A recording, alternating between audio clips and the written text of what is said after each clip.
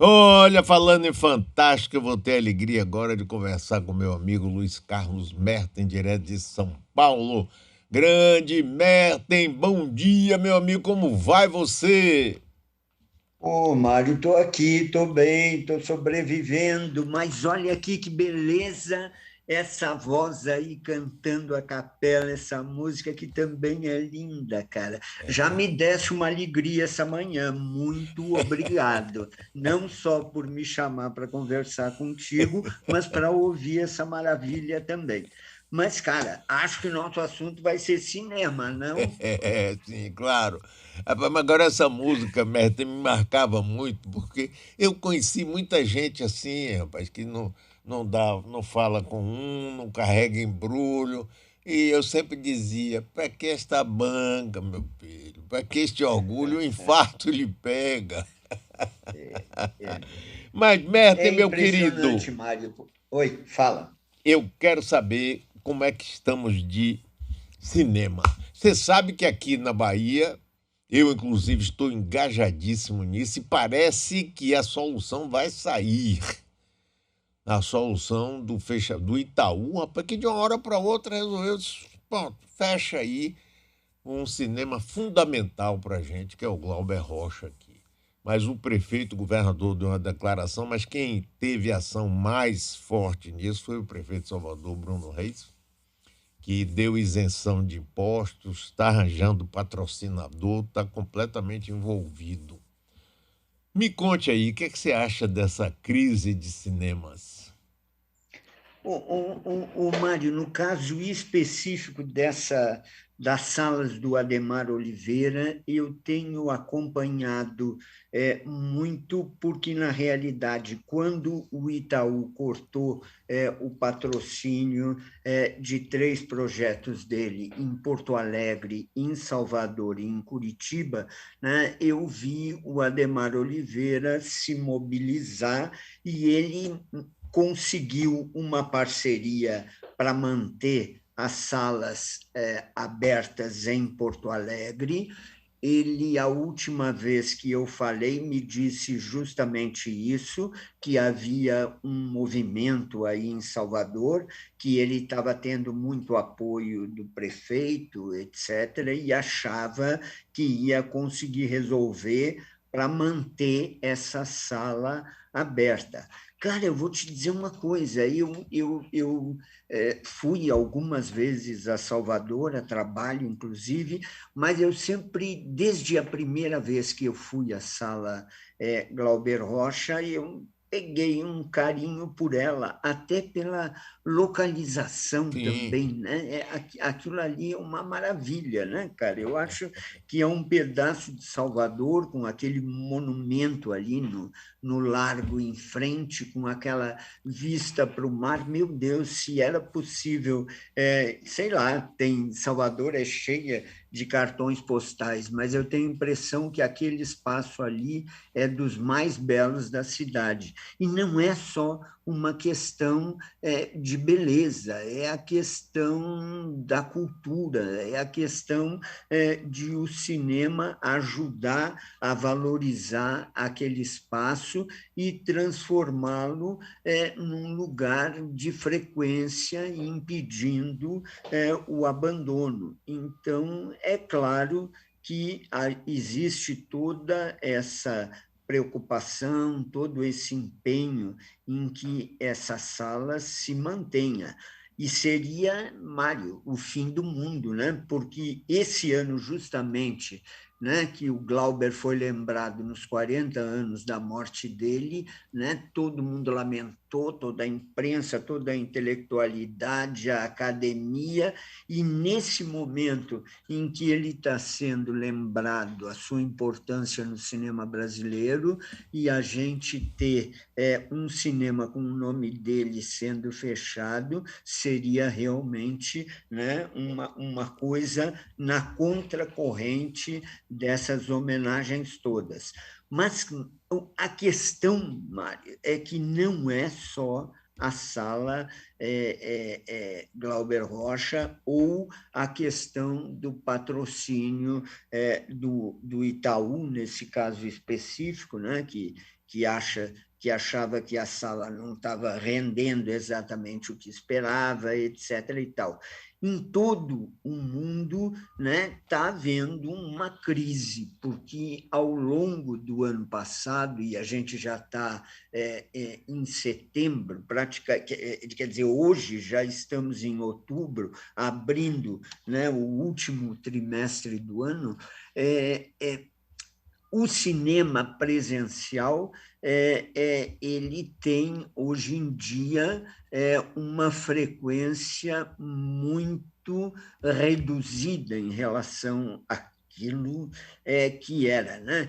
E o público começou a ver o cinema no streaming e muita gente, seja por questões de segurança, não apenas em relação à Covid, mas também a segurança em relação à violência da vida moderna, muita gente está se acostumando a ver os filmes em casa. Eu te confesso que, pessoalmente, eu não consigo, Mário.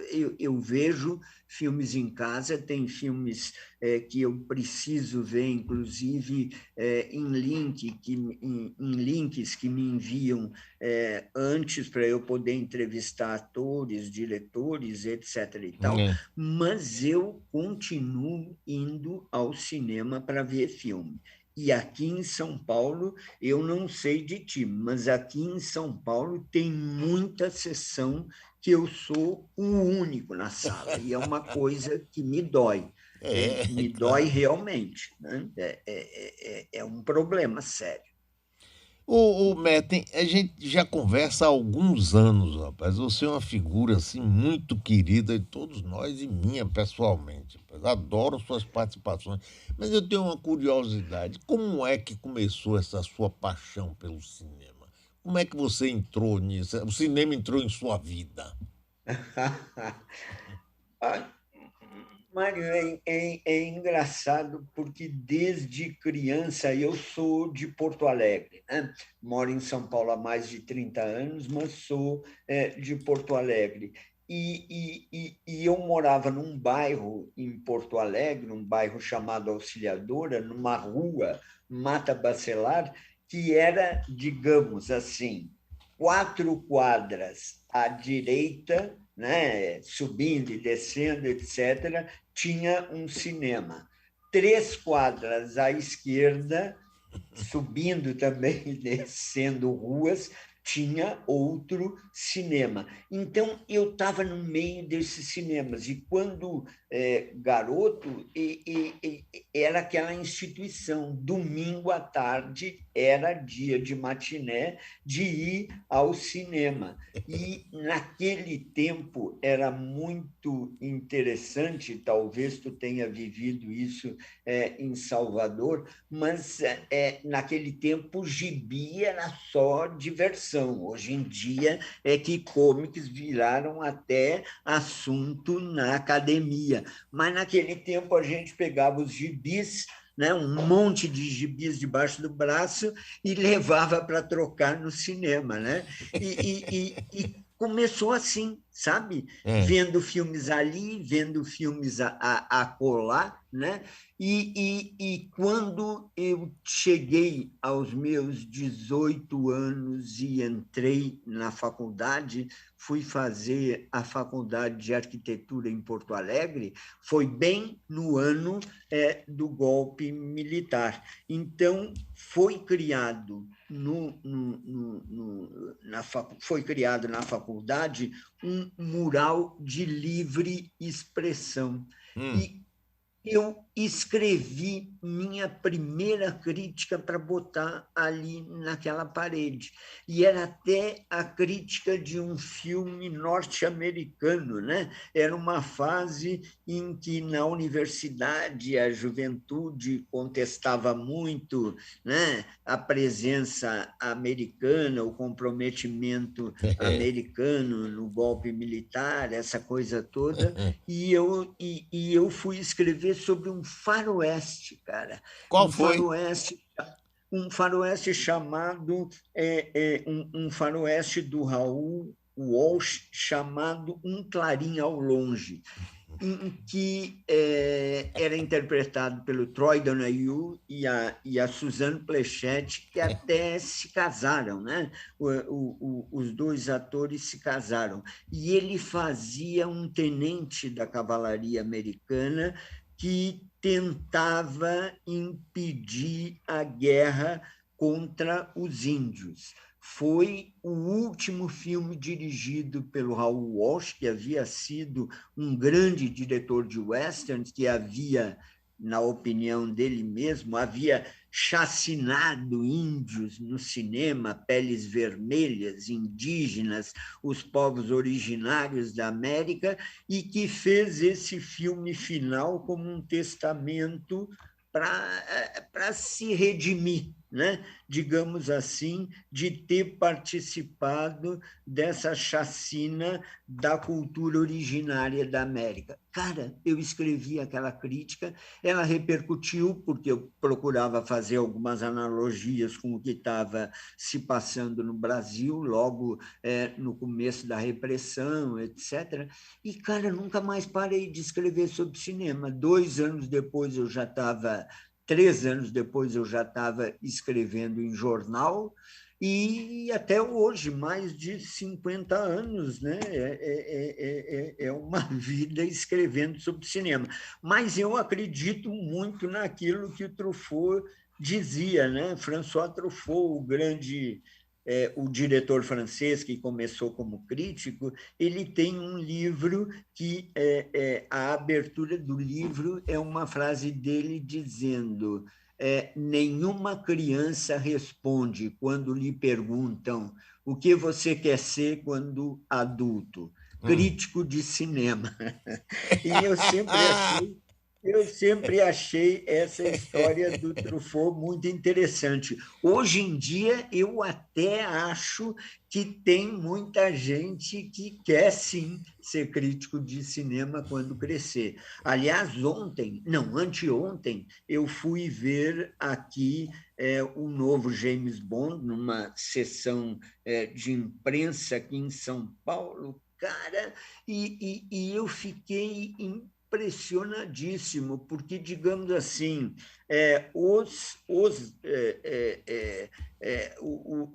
os grandes jornais continuam limitados, não? Sei lá, aqui em São Paulo tem a Folha, tem o Estadão, tem o Metrópole distribuído na rua, etc. e tal, mas, cara, tem muito site, tem muito. O cinema tem uma vida hoje, assim como não é só na sala que as pessoas veem os filmes, né? Essa vida de discussão, de reflexão, de crítica, também não é só na chamada grande imprensa. Tinha uma garotada vendo o filme, e eu digo isso sem nenhum preconceito em Sim, relação contra claro. eles, porque eram jovens mesmo. E eu imagino que aquela gente toda tem de ser de sites de internet, porque não tem jornal para absorver todo mundo ali, né? Então, pô, tinha um cinema no limite da sua capacidade. E a maioria dos espectadores, eu acho que podiam ser meus netos. Agora você, Merten, puxou pela minha memória aqui quando você falou dessa atriz linda, já falecida, Suzanne Pleshette. Eu me lembro bem daquele filme Candelabro Italiano, ela com Italiano, Troy claro. Donahue, que tinha aquela música Al di là delle cose più belle. Foi um Com sucesso certeza. fantástico, não foi? Cara, o ano passado eu até fiz no estado uma, assim, essa coisa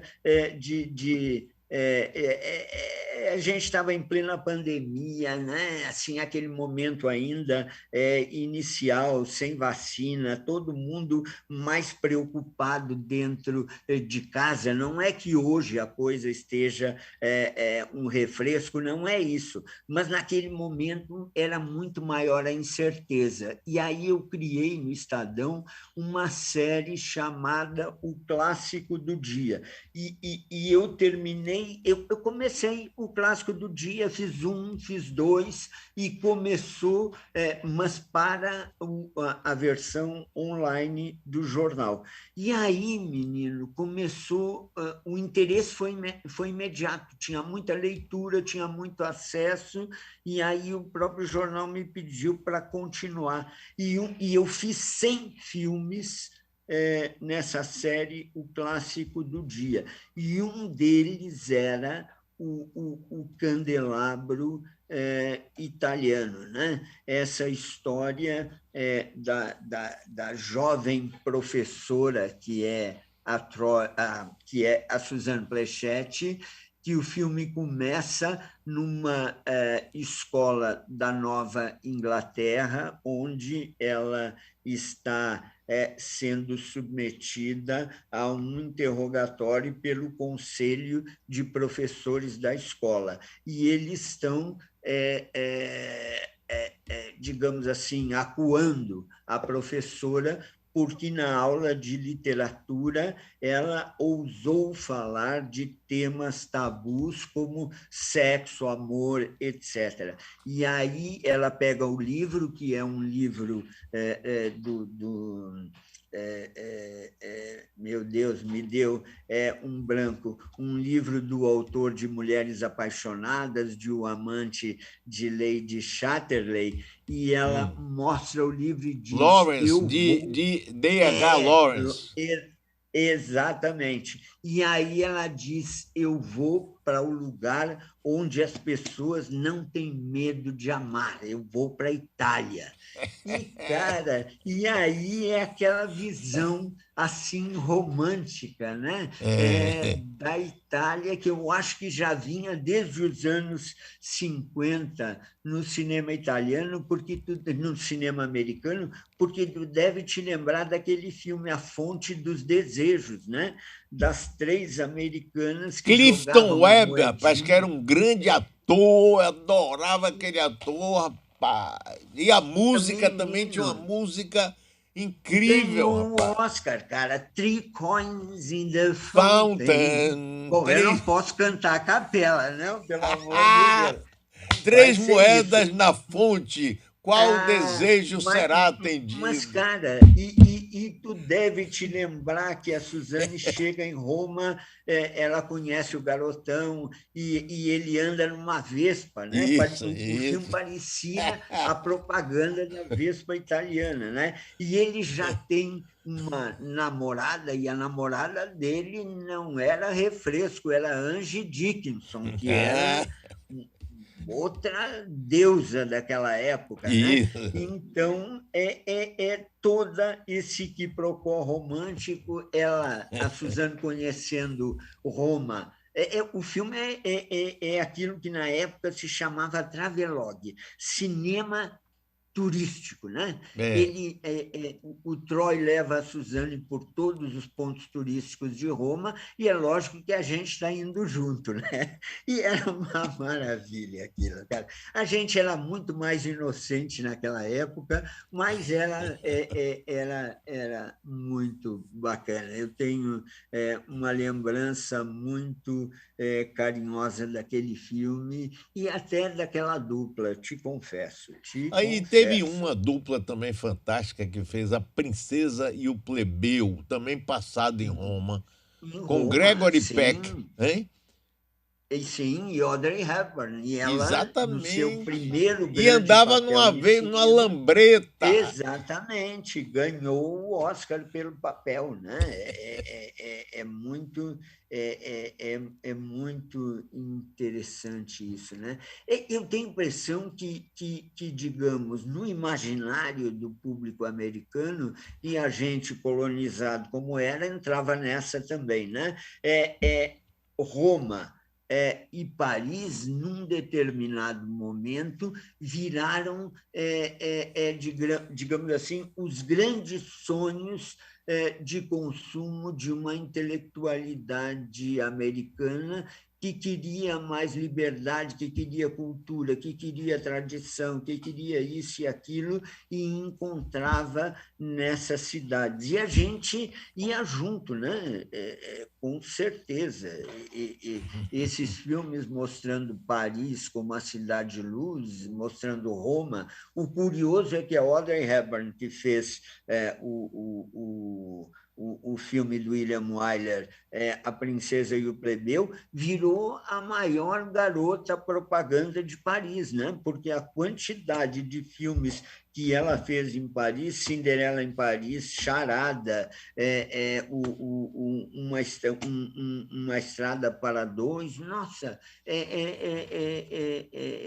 a gente vai viajar muito nas lembranças por aqui, Mário, se a gente continuar nesse caminho. Mas, cara, o que eu queria te dizer é o seguinte: Diga. tem algumas revistas americanas que têm levantado muito o debate sobre essa questão. O cinema vai sobreviver, né, à pandemia, porque ele está mudando o hábito das pessoas, né? Cada vez mais as pessoas veem os filmes em casa, no streaming. Então, as indagações que se fazem são, por exemplo, outro dia teve uma capa de uma revista americana, Empire, que a pergunta era a missão mais impossível de todas do Tom Cruise, na série, né? Missão É. Impossível, salvar o cinema. Porque agora, né, a indústria está muito preocupada com essa questão, né? Porque levar o público ao cinema, lotar as salas, representa, digamos assim, um ganho muito forte, porque não é só toda uma estrutura, né, que funciona, que cria empregos, né, projecionista, bilheteiro, né, manutenção do cinema, essa coisa toda. Também tem o consumo de pipoca, refrigerante, toda essa história. E no cinema, apesar de os filmes chegarem muito rapidamente hoje em dia, um filme é lançado, no dia seguinte já tem alguma cópia pirata ali em algum lugar. Na TV, no streaming, controlar a pirataria é muito mais difícil. O filme, sei lá, o James Bond entrou ontem, eu não te duvido, se hoje eu for ali no centro de São Paulo, já não encontrar alguma cópia pirata do filme, por mais precária que seja. Então, a questão é essa: o cinema vai mudar? O cinema, como a gente aprendeu a ver, começou a ver, né? Eu, nas minhas matinés em Porto Alegre, no Cinema Orfeu ou no Cinema Rival, né? Ele está mudando muito, muito, muito, mas agora mais do que nunca, né? O que vai acontecer?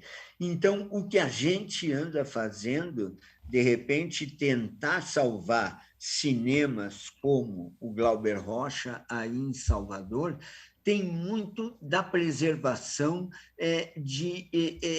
porque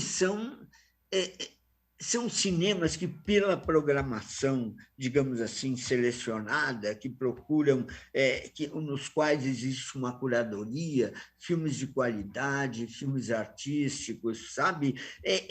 Eles procuram uma formação do espectador, né? que fica muito mais aleatória se a gente vai ver simplesmente os filmes no streaming, onde eles estão ali. A gente sabe que a internet, né, é quase uma terra de ninguém, é onde, apesar de todas as tentativas de legislação, as fake news, digamos assim, a opinião que vale tudo como se fosse liberdade de expressão, mas não é.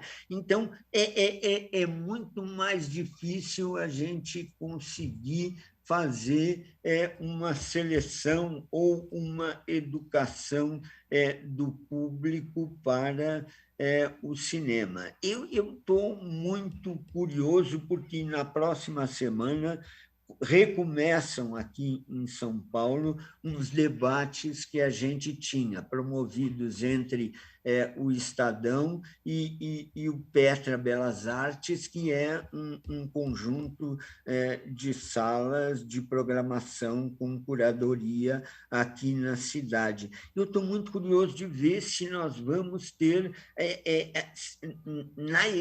nas edições anteriores, antes da pandemia, havia sempre muita gente nesses debates. Agora, não sei.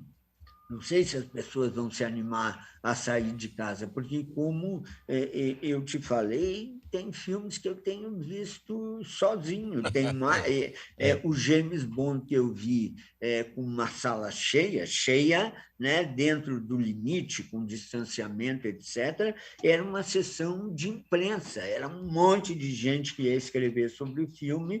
Então, sei lá, tinha 100 pessoas dentro da sala, mas isso eu nunca mais vi, cara. Assim, Não, não, esse é muito nunca especial, né? mais.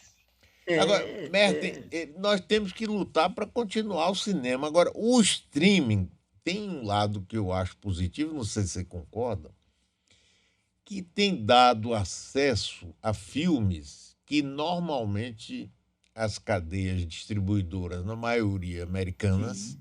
manipulam muito o mercado. Então, no streaming a gente tem filme francês, a gente tem filme italiano de novo, a gente tem filme polonês, filme da Hungria. Quer dizer, abriu o leque. Quando eu comecei, nós somos mais ou menos da mesma geração, eu sou bem mais velho que você. Mas quando eu comecei a ver filmes, sempre fui apaixonado por cinema também. A gente tinha filmes ingleses, filmes italianos, filmes franceses.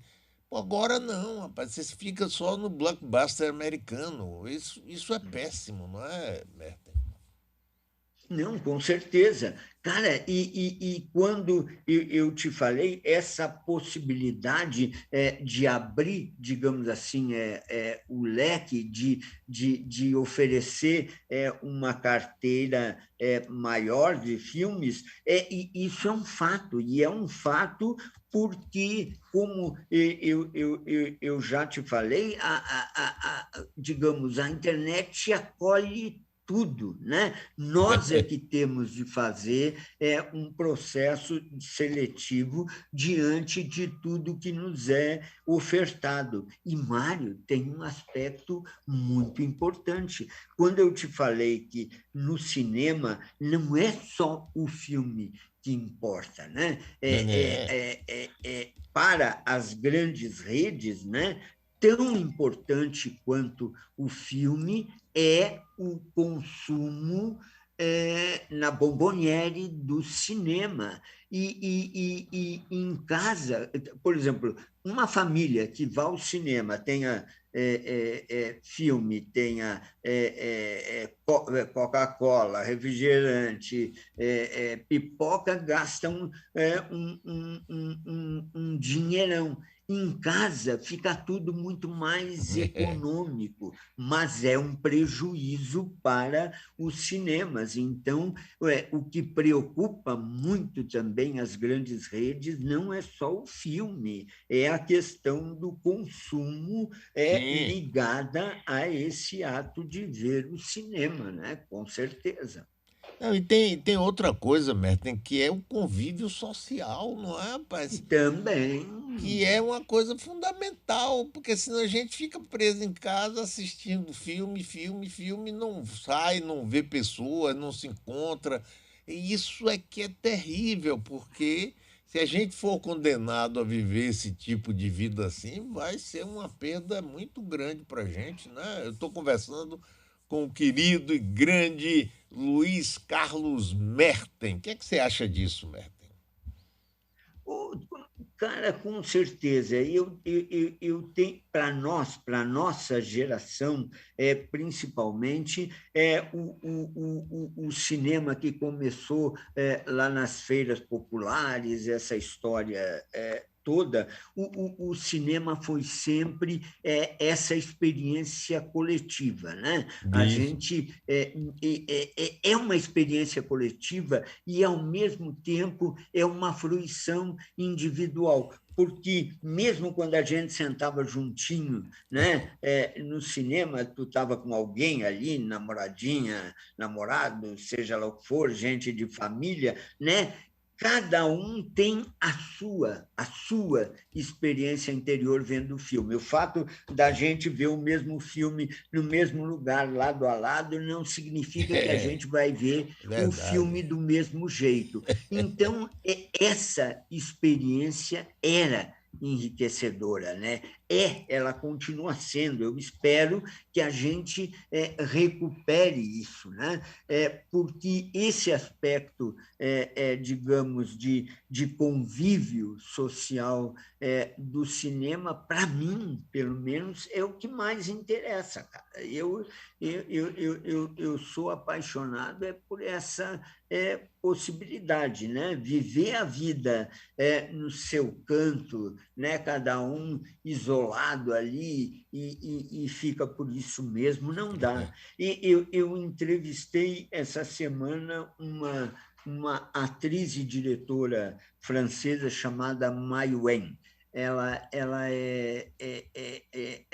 a Mai Wen, ela fisicamente, como pessoa, ela é uma mistura muito interessante, porque na família dela tem gente da Bretanha, tem gente do Vietnã, tem avô da Argélia, ela nasceu na França, então ela é o próprio melting pot, né? O próprio caldeirão de identidades, de cultura, coisa que vale. E ela fez filmes como Meu Rei, Polícia e agora esse que está estreando no Brasil essa semana, que se chama DNA. E eu perguntei para ela como ela tinha vivido a pandemia, como ela ainda estava vivendo. E ela me disse uma coisa que eu achei interessante, muito mal, porque eu não sou daqueles artistas que adoram ficar em casa pensando para criar a obra definitiva. Se eu for tentar fazer isso, eu vou ficar paralisada. Eu preciso da vida, eu preciso do convívio com as outras pessoas, eu preciso até brigar com meus atores e técnicos para impor o que eu acho que deve ser, mas ouvindo o que eles também acham que deve ser, eu preciso dessa troca. E eu achei muito legal isso, cara. E eu também preciso dessa troca, né? Eu acho que nós precisamos. Eu acho que quando a gente se isola, a gente, sei lá, quando a gente começa a se isolar, acontece isso. Tu começa a te achar superior, tu não quer dar atenção para o negro, para a mulher, para o gay que estão ao teu redor, sabe? E eu acho que a gente tem que viver a alteridade, né? Dialogar com o outro o tempo todo, né? É o que nos faz aceitar, né? O mundo na sua complexidade. Eu acho, não sei se tu concorda comigo, mas eu acho que a coisa passa por aí. Ah, concordo inteiramente. Merten, meu querido, mais uma vez, muitíssimo obrigado. Que coisa boa, rapaz, falar com você, viu? Que coisa Obrigado, boa. Luiz. Legal, obrigado sou eu, cara, porque é sempre um prazer também falar contigo. E olha aqui, ó, eu acho que essa situação aí em Salvador vai se resolver e Vai, eu ainda espero voltar para ver algum novo filme vai. aí na sala Glauber Rocha. Aí nós vamos Vamos juntos. apostar nessa. E nós vamos juntos. Ah, vamos lá então. Um Tá bom? abração, obrigado. Para você também. Grande Luiz Carlos Merten, rapaz. É fantástico conversar com esse cidadão, viu?